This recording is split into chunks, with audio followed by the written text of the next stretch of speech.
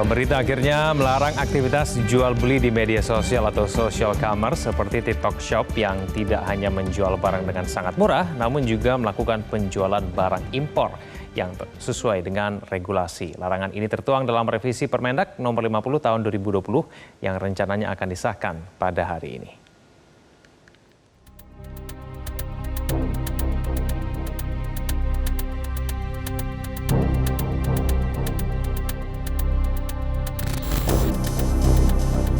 Melihat fenomena sepinya aktivitas jual beli di pusat grosir busana Tanah Abang dan beberapa pasar tekstil offline di sejumlah daerah, membuat pemerintah mengambil tindakan tegas terhadap kegiatan jual beli online di platform media sosial.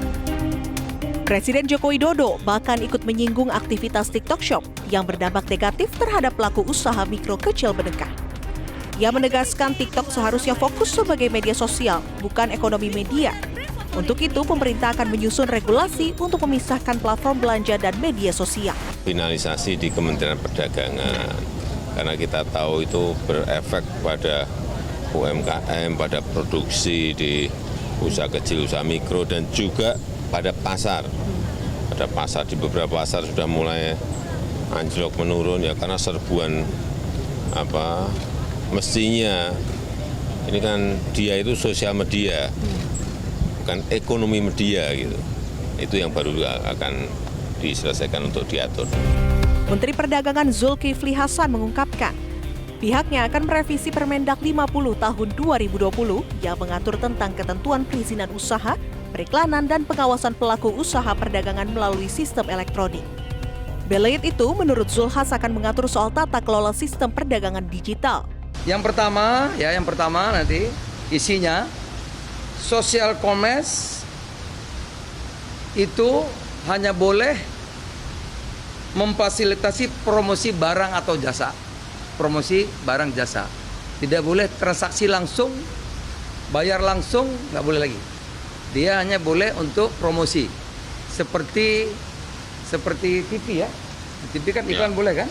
Tapi TV kan jualan. Nggak bisa jualan. Nggak bisa terima uang kan? Nggak bisa. Jadi dia semacam platform digital. Gitu. Jadi tugasnya mempromosikan.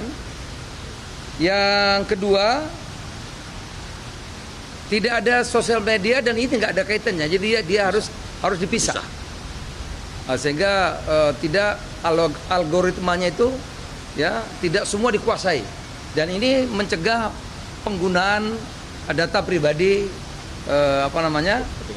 untuk kepentingan bisnis. Pengamat ekonomi sekaligus Direktur Center of Economic and Law Studies Selios Bima Yudhistira mengatakan, revisi Permendak nomor 50 tahun 2020 yang mengatur aktivitas perdagangan secara online dapat memberi keadilan bagi pelaku usaha secara offline yang merugi karena maraknya penjualan melalui media sosial. Bima menambahkan, pemerintah juga harus mengatur semua platform perdagangan secara online dengan membuat aturan untuk membatasi penjualan barang impor di platform digital. Nah, saya pikir ini penting untuk merevisi, ya. Tapi perlu juga bahwa social commerce ini hanya satu bagian.